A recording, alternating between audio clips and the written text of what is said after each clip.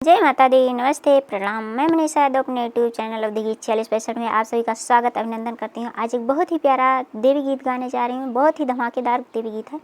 गीत जैसा भी होगा कमेंट बॉक्स में ज़रूर बताना। और प्लीज़ आप लोग से रिक्वेस्ट है, चैनल को लाइक करना, सब्सक्राइब करना, कमेंट करना। अपनी इस छोटी बहन को अपना प्यार दुलार आशीर्वाद बनाए रखना। प्लीज़ इस छोटी बहन का सपोर्ट करना। गीत को फुल वॉच करके सुनना।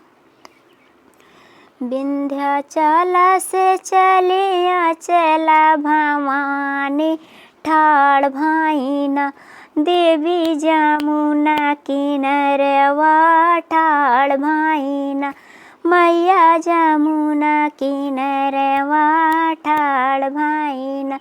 केवटा ही केवटा मैया पुकारें, लावा केवटा ना भैया नैया से नेवरिया, लावा केवटाना भैया नैया से नेवरिया, लावा केवटाना। कैसे के लाओ देवी नैया से नेवरिया, मोरी नैया ना बाटे झझरी पुरानी, मोरी नैया ना बाटे झझरी पुरानी, मोरी नैया ना।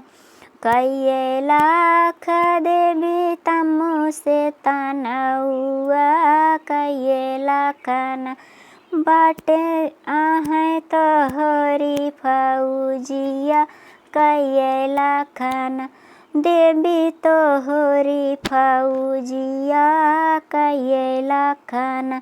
एक ही लाख केवटा तमु से तनउआ, सबे लाख न केवटाया है मोर फौजिया, सब लाख न केवटाया है मोर फौजिया, सब लाख न।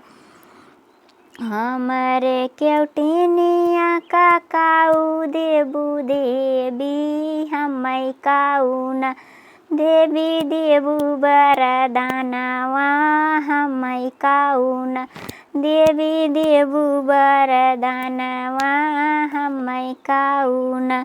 तोहरे केवटिनिया केवटा लहरा पटोरवा, तू है केवटा न देवै चढ़ाने का घोड़वा, तू है केवटा न देवै चढ़ाने का घोड़वा, तू है केवटा न।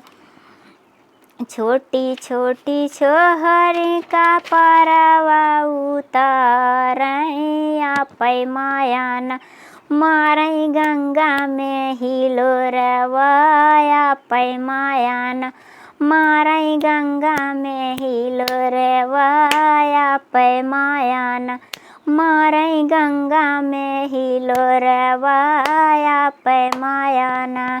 जय माता दी। गीत जैसा भी होगा कमेंट बॉक्स में ज़रूर बताएं। प्लीज़ आप लोगों से रिक्वेस्ट है, अपनी छोटी बहन पर अपना प्यार दुलार आशीर्वाद बनाए रखना। अपनी छोटी बहन का सपोर्ट करना।